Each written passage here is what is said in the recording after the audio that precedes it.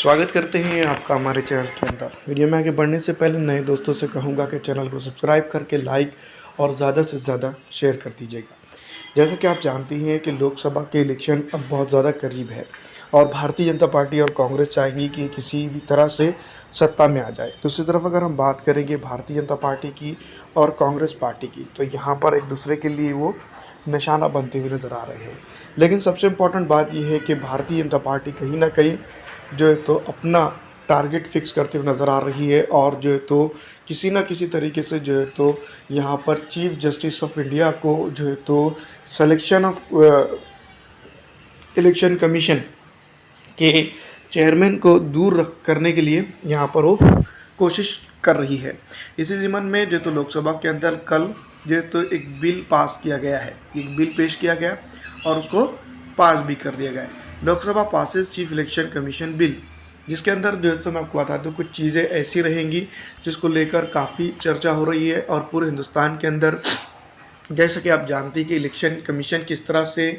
उसके ऊपर डाउट हुआ है और कितने जो है तो चीज़ें उसके ऊपर होती जाइए। The new bill has drop the chief justice of India from the selection committee of election commissioner. Supreme Court had ruled that the Election Commission shall be selected by the committee comprising the PM leader of opposition and the Chief of Justice of India. As per the past bill, the panel will now include Prime Minister, Leader of Opposition, Cabinet Minister nominated by Prime Minister. तो अब जो है तो मैं आपको बता दूं कि जो कैबिनेट मिनिस्टर होंगे और प्रधानमंत्री नरेंद्र मोदी, अगर भारतीय जनता पार्टी की इस वक्त की बात की जाए तो ये मिलकर जो है तो भारत का आने वाला होने वाला जिसको हम जो है तो कहेंगे इलेक्शन कमीशन का बॉस जो है तो नियुक्त करेंगे, जिसमें दो पॉजिटिव पहलू पहले हुआ करते थे, जिसमें से मैं आपको बता दूं एक था लीडर ऑफ अपोजिशन और दूसरा था chief justice of India. Chief justice of India को जो है तो इससे हटा दिया गया है और अब जो है तो इस पैनल के अंदर जो है तो लीडर ऑफ अपोजिशन जो है वो कांग्रेस का हो सकता है या फिर जो है तो जो बड़ी पार्टी का भी इसके अंदर लिया जा सकता है। तो यहाँ पर लीडर ऑफ अपोजिशन का अगर वोटिंग की दर्जे देखा जाए, जिस तरह से हमारे पास डेमोक्रेसी है, तो एक शख्स को एक ही वोटिंग की ऑर्डर है। एक तो पीएम मोदी यानी कि प्रधानमंत्री का एक वोट रहेगा, लीडर ऑफ अपोजिशन का एक वोट रहेगा और कैबिनेट मिनिस्ट्री का इसके अंदर वोट रहेगा। एक भी हो सकता है वो, एक से ज़ायद भी हो सकते हैं। तो इस तरह से अगर देखा जाए तो यहाँ डोमिनेंसी का अगर बात की जाए तो प्रधानमंत्री यानी कि भारतीय जनता पार्टी की तरफ जो है तो काफ़ी डोमिनेंसी इसके अंदर दिखाई दे रही है। तो ये रूल के अंदर अगर जैसे ही ये कानून पारित हुआ है, इसके बाद जो तो अपोजिशन में थोड़ा सा हड़कंप ज़रूर मच गया है। दूसरी तरफ विपक्ष की अगर बात करें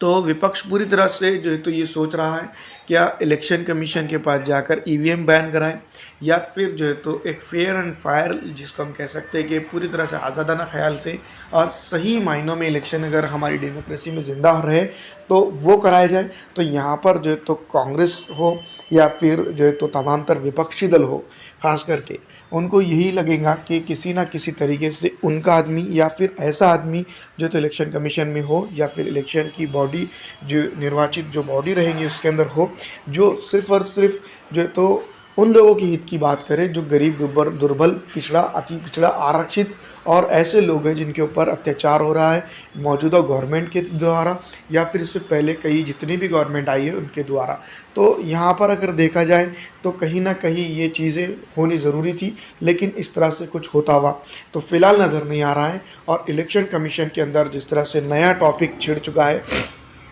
इन लोगों को लेकर, उसके ऊपर काफ़ी चर्चा भी हो रही है। दूसरी तरफ मैं आपको बता दूं कि लीडर ऑफ अपोजिशन का जो रहेगा मामला, तो वो कौन रहेगा। Leader of opposition single largest party वाला होगा या फिर जो है तो और भी बहुत सारे लीडर हैं जिसके अंदर वो हो सकता है। तो यहाँ पर जो तो बात ये है कि भारतीय जनता पार्टी ऐसा क्यों चाह रही है कि जो तो खास करके इस बिल को ड्रॉप कर दिया जाए, यानी कि जो पिछली दफ़ा जो है तो मैं आपको बता दूं कि चीफ जस्टिस ऑफ इंडिया की तरफ से जो एक बिल पास भी एक वो लेकर आया गया था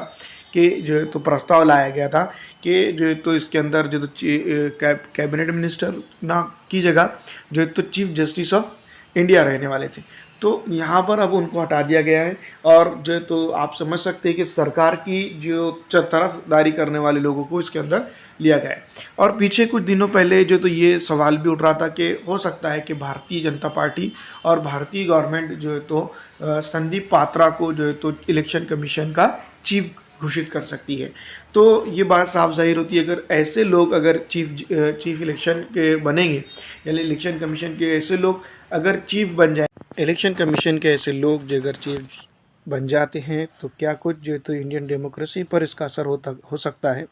या आप बेहतरीन तरीके से जान सकते हैं। दूसरी तरफ अगर हम बात करेंगे जो फ़िलहाल जो है तो चीफ जस्टिस ऑफ इंडिया है, तो उनके ऊपर अगर देखा जाए तो काफ़ी जो है तो भरोसा जनता करने लगी है। और एक तरह से देखा जाए तो डेमोक्रेसी का एक आखिरी स्तंभ उनको समझा जा रहा था। लेकिन अब जो है तो ये हालात सामने आ रही हैं, जिस तरह से ये बातें निकल कर सामने आ रही, खास करके हम बात करेंगे तो ये बात समझ में आती है कि अब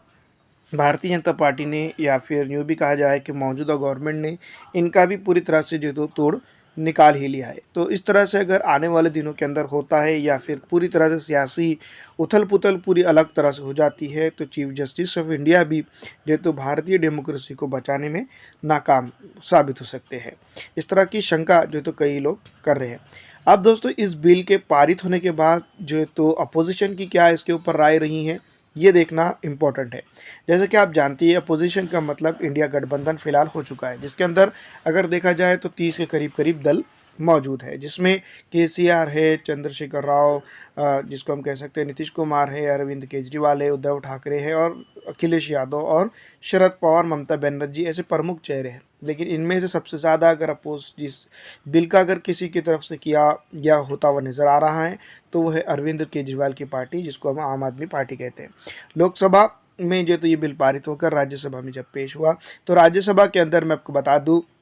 कि विपक्ष के बड़े नेताओं में जिनका शुमार किया जा रहा है फिलहाल, राघव चड्ढा ने जो है तो इसका जो है तो खुलकर विरोध किया है। द टाइम्स ऑफ अलजबरा के मुताबिक Aam Aadmi Party has oppose the bill, जो है तो इस बिल को जो है तो पूरी तरह से जो मैं आपको बता दूं कि आम आदमी पार्टी ने जो है तो पूरी तरह से जो है तो इसको अपोज किया है, जिसमें जो है तो इलेक्शन कमीशन की जो बॉडी रहेंगी, इसमें विपक्ष की सबसे बड़ी पार्टी और जो है तो कैबिनेट मिनिस्ट्री, और दूसरी तरफ से अगर देखा जाए तो जैसा कि आप जानती ही हैं कि प्रधानमंत्री होंगे। तो ये जो कहीं न कहीं जो है तो आम आदमी पार्टी अगला खदशा भांप ली है कि इससे जो है तो रीजनल पार्टीज़ और जो छोटी पार्टीज़ हैं, उनको नुकसान हो सकता है, इसलिए जो है तो इसने जो है तो यहाँ पर जो है तो इसको अपोज़ कर दिया है। अगर देखा जाए तो कुल मिलाकर बात अगर समझी जाए, तो ये बात समझ में आ सकती है कि जो डेमोक्रेटिक रूल और पैमाने हैं, वो कहीं न कहीं विध्वंस किए जा रहे हैं और कमज़ोर किए जा रहे हैं, ताकि जो है तो यहाँ पर एक ऐसा नेता या फिर ऐसा कमीशन लाया जाए जो धीरे-धीरे जो है हमारी भारतीय डेमोक्रेसी को कमज़ोर कर सकता है। तो फिलहाल दोस्तों इस वीडियो में इतना ही। अगर अच्छी लगती है तो इसको लाइक और ज़्यादा से ज़्यादा शेयर कर दीजिएगा।